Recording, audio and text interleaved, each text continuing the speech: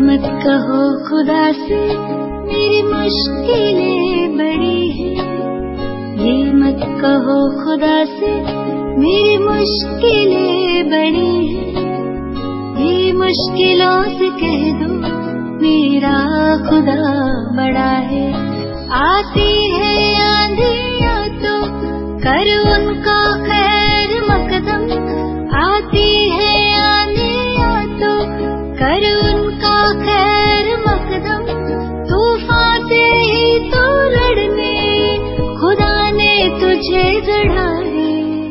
ये मत कहो खुदा से मेरी मुश्किलें बड़ी हैं, ये मुश्किलों से कह दो मेरा खुदा बड़ा है, मेरा खुदा बड़ा है, मेरा खुदा बड़ा है।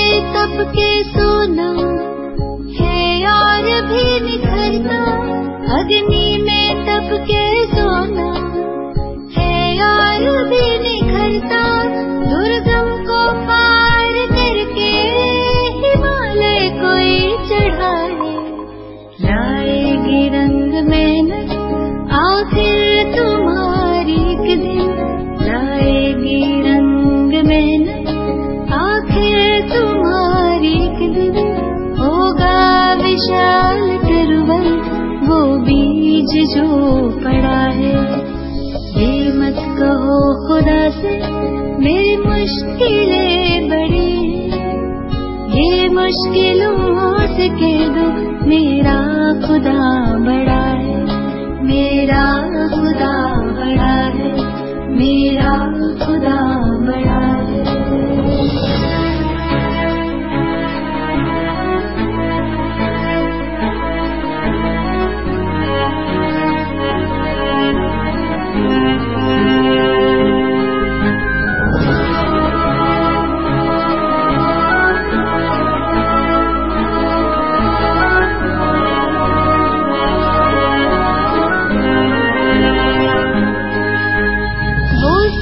शक्तियों से जब साथ है हमारे, वो सर्व शक्तियों से जब साथ है हमारे, हर काम उसके रहते हर दिल हुआ पड़ा है। कभी हारना ना हिम्मत का कदम बढ़ाओ, कभी हारना ना हिम्मत का कदम बढ़ाओ, हजारों कदम बढ़ाने वो सामने खड़ा है। ये मत कहो खुदा से मेरी मुश्किलें बड़ी हैं, ये मुश्किलों से कह दो मेरा खुदा बड़ा है, ये मुश्किलों से कह दो मेरा खुदा। ओम शांति। आज 26 नवंबर 2020। बाबा कहते मीठे बच्चे, अपने कैरेक्टर सुधारने के लिए याद की यात्रा में रहना है। बाप की याद ही तुम्हें सदा सौभाग्यशाली बनाएगी। प्रश्न है, अवस्था की परख किस समय होती है? अच्छी अवस्था किसकी कहेंगे? उत्तर है, अवस्था की परख बीमारी के समय होती है। बीमारी में भी खुशी बनी रहे, खुश मिजाज चेहरे से सबको बाप की याद दिलाते रहो, यही है अच्छी अवस्था। अगर खुद रोएंगे, उदास होंगे, तो दूसरों को खुश मिजाज कैसे बनाएंगे? कुछ भी हो जाए, रोना नहीं है। ओम शांति। 2 अक्षर गाए जाते हैं, दुर्भाग्यशाली और सौभाग्यशाली। सौभाग्य चला जाता है तो दुर्भाग्य कहा जाता है। स्त्री का पति मर जाता है तो वह भी दुर्भाग्य कहा जाए, वह भी दुर्भाग्य कहा जाता है। अकेली हो जाती है। अभी तुम जानते हो हम सदा के लिए सौभाग्यशाली बनते हैं। वहां दुख की बात नहीं, मृत्यु का नाम नहीं होता, विधवा नाम ही नहीं होता। विधवा को दुख होता है, रोती रहती है।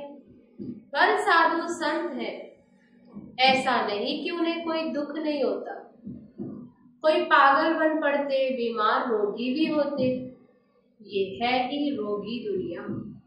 सत्युग है निरोगी दुनिया।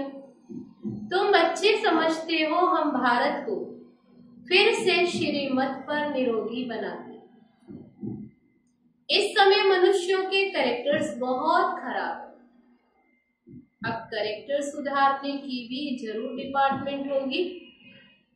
स्कूलों में भी स्टूडेंट्स का रजिस्टर रखा जाता है, उनके कैरेक्टर्स का पता चलता है। इसलिए बाबा ने भी रजिस्टर रखवाया था। हर एक अपना रजिस्टर रखो।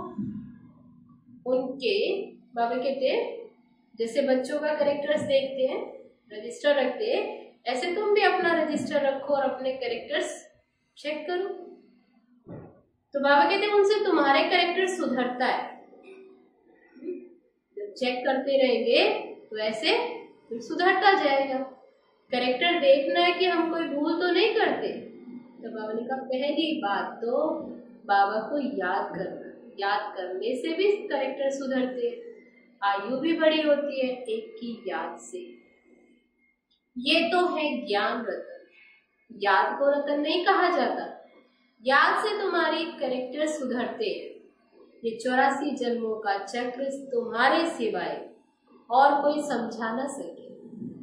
इस पर ही समझाना है विष्णु और ब्रह्मा। शंकर के तो कैरेक्टर नहीं कहेंगे। तुम बच्चे जानते हो ब्रह्मा और विष्णु का आपस में क्या कनेक्शन है? विष्णु के 2 रूप हैं, ये लक्ष्मी नारायण। वही फिर 84 जन्म लेते हैं। 84 जन्मों में आपे ही पूज्य और आपे ही पुजारी बनते हैं। प्रजापिता ब्रह्मा तो जरूर यहाँ ही चाहिए ना। साधारण तन चाहिए। शिव बाबा जिस तन में आते वे साधारण तन, बहुत करके इसमें ही मूंझते। ब्रह्मा तो है ही पतित पावन बाबा का रथ। कहते भी है दूर देश का रहने वाला आया देश पर आए। पावन दुनिया बनाने वाला पतित पावन बाप पतित दुनिया में आया।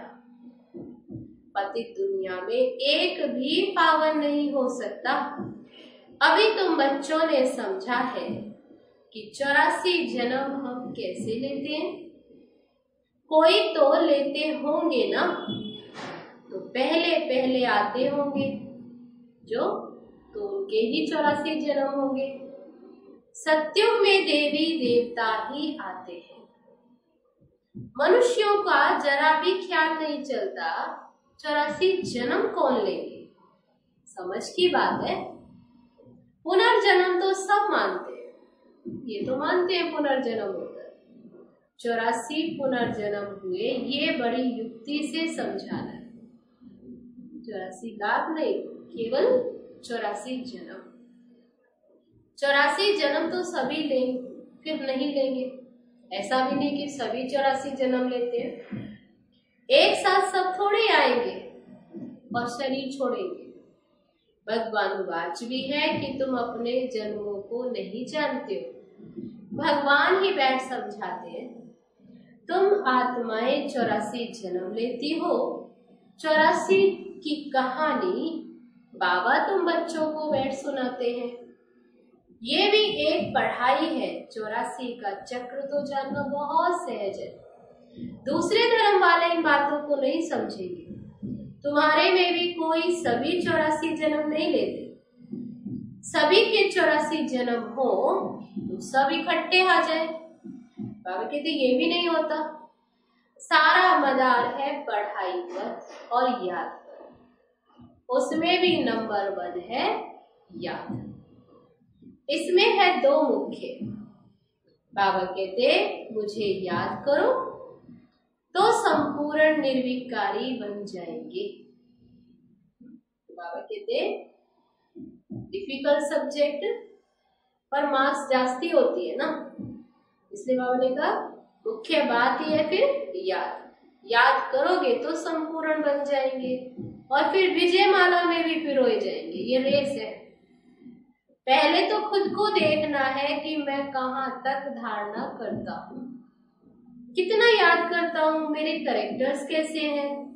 अगर मेरे में ही रोने की आदत है तो दूसरे को खुश मिजाज कैसे बना सकता हूँ। बाबा कहते हैं जो रोते हैं सो होते। कुछ भी हो जाए लेकिन रोने की दरकार नहीं। बीमारी में भी खुशी से इतना तो कह सकते हो कि अपने को आत्मा समझ बाप को याद करो। बीमारी में ही अवस्था की परख होती है। तकलीफ में थोड़ा कुड़कुड़ाना, कुड़कने की आवाज तकलीफ होती है तो बाबा कहते हैं कुड़कने की आवाज भल निकलती, परंतु अपने को आत्मा समझ बाप को याद करना है। बाप ने पैगाम दिया है, पैगंबर मैसेंजर एक शिव बाबा है, दूसरा कोई है नहीं। बाकी जो भी सुनाते सारी भक्ति मार्ग की बातें। इस दुनिया की जो भी चीजें सब विनाशी। अभी तुमको वहां ले जाते, कहाँ ले जाते हैं जहां कोई टूट फूट नहीं। वहां तो चीजें ही ऐसी अच्छी बनेगी जो टूटने का नाम ही नहीं होगा। यहाँ साइंस से कितनी चीजें बनती हैं, वहां भी तो साइंस जरूर होगी, क्योंकि तुम्हारे लिए बहुत सुख चाहिए। बाबा कहते तुम बच्चों को कुछ भी पता नहीं था। भक्ति मार्ग कब शुरू हुआ, कितना तुमने दुख देखा है। ये सब बातें अभी तुम्हारी बुद्धि में है। देवताओं को कहा ही जाता सर्वगुण संपन्न। फिर वे कलाएं कैसे कम होती, कहाँ सत्युग में सर्वगुण संपन्न, फिर यहाँ एकदम कलाकारें छट हो जाती। फिर वे बाबा कहते कैसे कम हुई, अभी तो कोई कला नहीं रही। चंद्रमा की भी धीरे धीरे कला कम होती है ना। तुम जानते हो ये दुनिया भी पहले नई है तो वहां हर चीज सतो प्रधान फर्स्ट क्लास होती है। फिर पुरानी होते कलाएं कम होती जाती। सर्वगुण संपन्न ये लक्ष्मी नारायण है ना। अभी बाप तुमको सच्ची सच्ची सत्य नारायण की कथा सुना रहे। अभी है रात, फिर दिन होता है। तुम संपूर्ण बनते हो तो तुम्हारे लिए फिर सृष्टि भी ऐसी ही चाहिए। 5 तत्व भी सतो प्रधान, 16 कला संपूर्ण बन जाते हैं। इसलिए शरीर भी तुम्हारे नेचुरल ब्यूटीफुल होते हैं। सत्युग में बाबा कहते शरीर भी नेचुरल ब्यूटीफुल होते हैं, सतो प्रधान होते हैं। ये सारी दुनिया 16 कला संपूर्ण बन जाती है। तो बाबा कहते अभी तो कोई कला नहीं। जो भी बड़े से बड़े लोग हैं अथवा महात्मा आदि, ये बाप की नॉलेज उनकी तकदीर में नहीं है, वे नहीं जानते। उन्हों को क्योंकि अपना ही घमंड है, बहुत करके है ही गरीबों की तकदीर में। बाप का कौन बनते, बाबा कहते गरीब। कोई कहते इतना ऊंच बाप, उनको तो कोई बड़ा राजा अथवा पवित्र ऋषि आदि के तन में आना चाहिए। पवित्र होते ही सन्यासी है, पवित्र कन्या के तन में आए। बाबा बैठ समझाते मैं किस में आता हूं, मैं आता हूं उसमें जो पूरे 84 जन्म लेते, एक दिन भी कम नहीं। कृष्ण पैदा हुआ उस समय से 16 कला संपूर्ण ठहरा, फिर सतो रजो तमो में आते। हर चीज पहले सतो प्रधान फिर सतो रजो तमो में आती है। सतयुग में भी ऐसे होता है। बच्चा सतो प्रधान है, फिर बड़ा होगा तो कहेंगे अब ये हम ये शरीर छोड़ सतो प्रधान बच्चा बनूंगा, फिर ये शरीर छोड़ेंगे। तो बच्चों को इतना नशा नहीं है, खुशी का पारा नहीं चढ़ता। जो अच्छी मेहनत करते हैं खुशी का पारा चढ़ता रहता है, शक्ल भी खुशनुमा रहती है। आगे चल तुमको साक्षात्कार होते रहेंगे। जैसे घर के नजदीक आकर पहुंचते हैं तो फिर वह घर बार मकान आदि याद आता है ना। ये भी ऐसे है, पुरुषार्थ करते करते तुम्हारी प्रारब्ध जब नजदीक होगी तो फिर बहुत साक्षात्कार होते रहेंगे, खुशी में रहेंगे। जो नापास होते हैं तो शर्म के मारे डूब मरते। तुमको भी बाबा बता देते हैं कि बहुत पछताना पड़ेगा। अपने भविष्य का साक्षात्कार करेंगे, हम क्या बनेंगे बाबा दिखलाएंगे। यह भी कर्म आदि किए, पूरा पढ़े नहीं, ट्रेटर बने, इसलिए अब ये सजा मिलती है। सब साक्षात्कार होगा, बिगड़ साक्षात्कार सजा कैसे देंगे। कोर्ट में भी बताते हैं तुमने ये किया है, ये अपराध है, उसकी ये सजा है। जब तक कर्मातीत अवस्था हो जाए तब तक कुछ न कुछ निशानी रहेगी। आत्मा पवित्र हो जाती फिर तो शरीर छोड़ना पड़े, फिर यहाँ रह न सके। वे अवस्था तुमको धारण करनी है। अभी तुम वापस जाए फिर नई दुनिया में आने के लिए तैयारी करते हो। तुम्हारा पुरुषार्थ ही ये है कि हम जल्दी जल्दी जाए फिर जल्दी जल्दी आए। जैसे बच्चों को खेल में दौड़ाते हैं ना, निशान तक जाकर फिर लौट आना। तुमको भी जल्दी जल्दी जाना है, फिर पहले नंबर में नई दुनिया में आना है। तो तुम्हारी रेस है ये।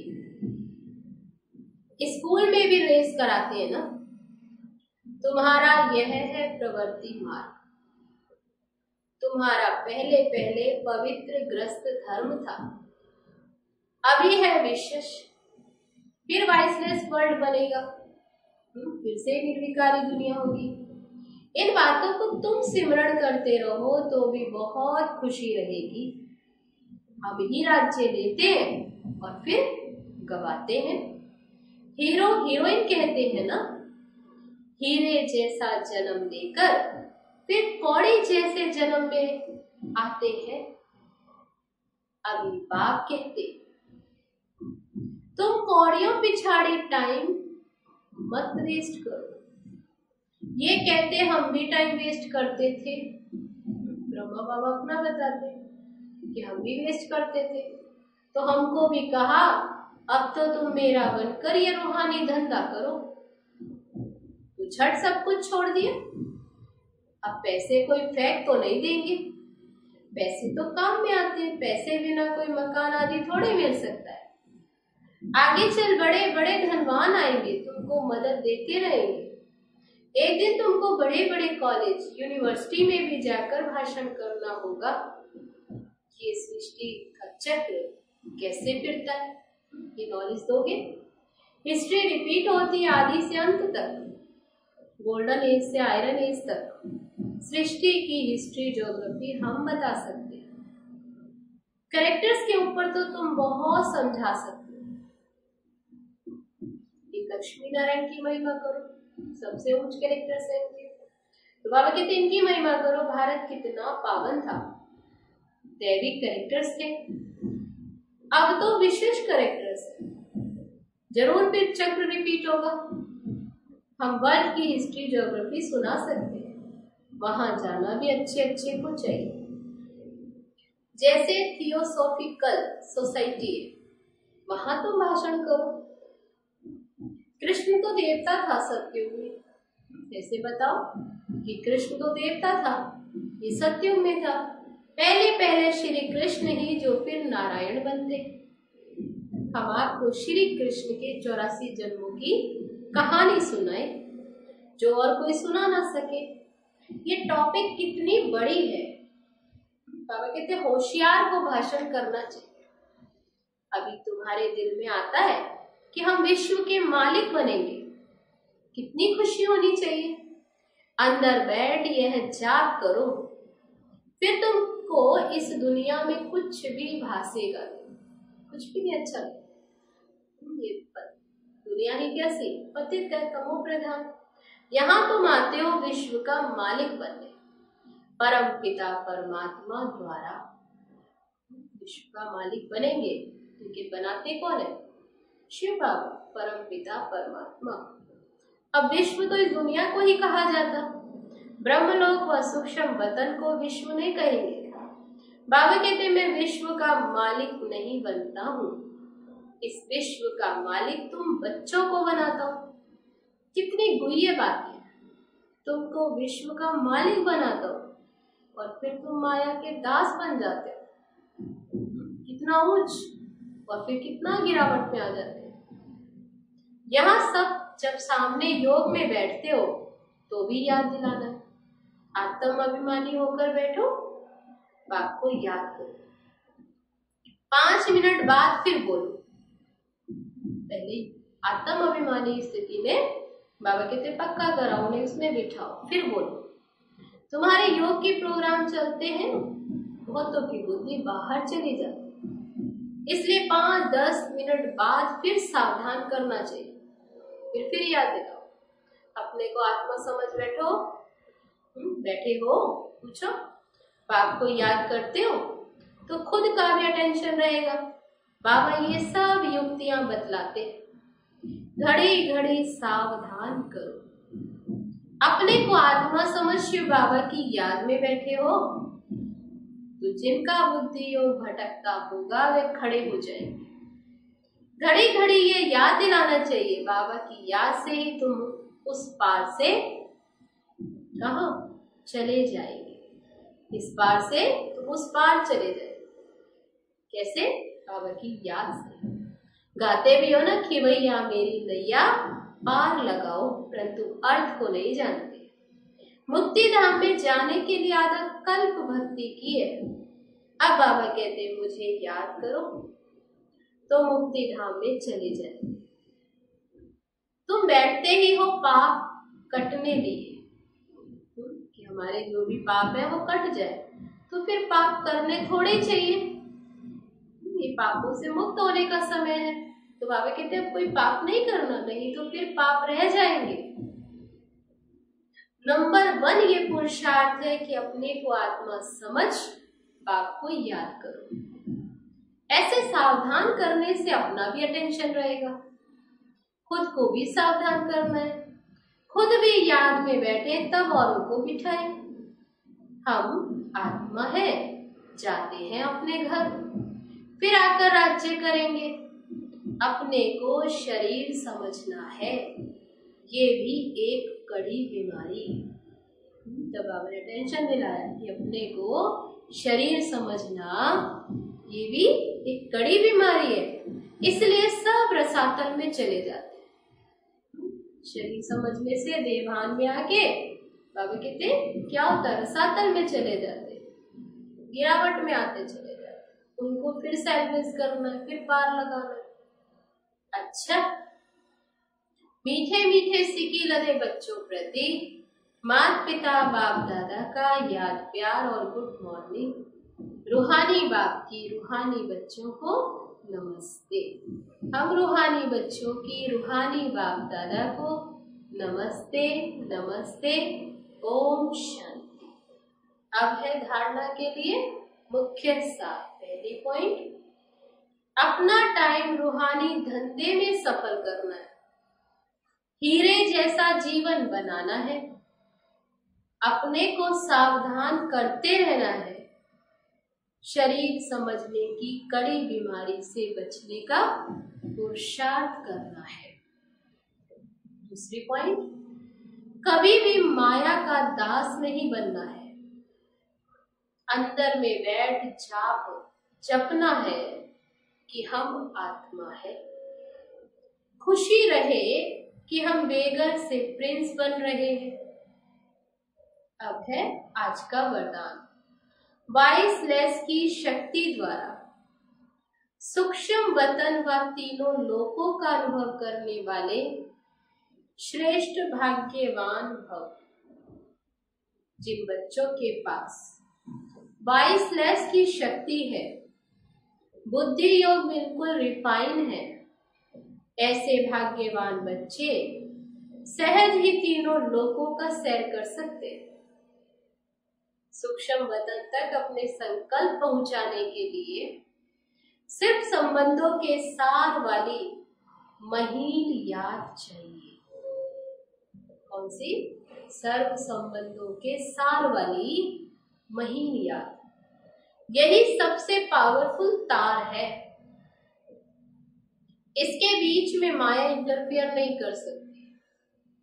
तो सूक्ष्म वतन की रौनक का अनुभव करने के लिए स्वयं को वाइसलेस की शक्ति से संपन्न बनाओ। आज का वरदान, वाइसलेस की शक्ति द्वारा सूक्ष्म वतन व तीनों लोकों का अनुभव करने वाले श्रेष्ठ भाग्यवान भव। अब है आज का स्लोगन। किसी व्यक्ति, वस्तु व वैभव के प्रति आकर्षित होना ही कंपेनियन बाप को संकल्प से तलाक देना है। जिस बाप को साथी बनाया, ऐसे बाप को तलाक देना होगा। क्या स्लोगन है?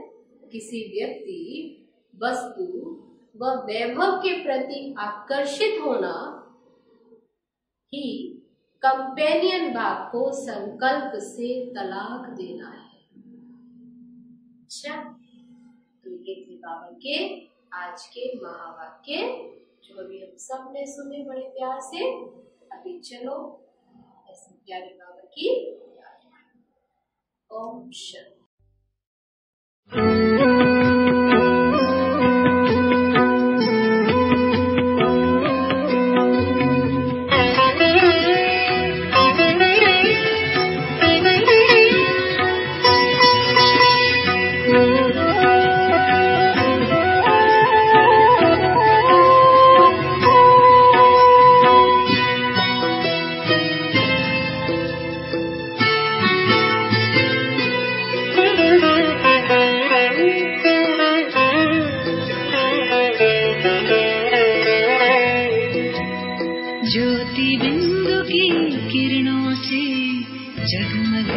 जग सारा, ज्योति बिंदु की किरणों से जगमग है जग सारा।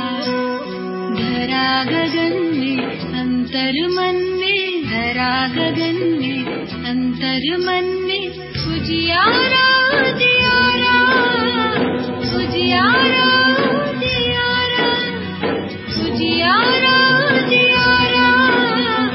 उजियारा उजियारा।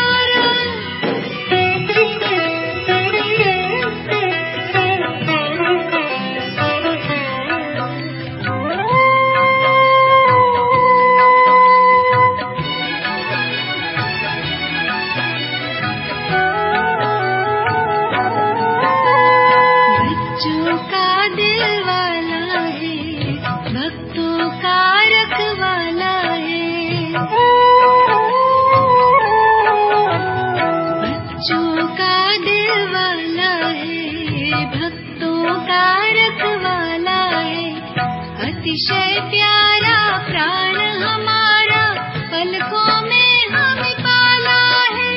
बिंदु है भव बिंदु है बच्चे, स्नेह से हमें निहारा। उजियारा उजियारा उजियारा उजियारा उजियारा उजियारा उजियारा।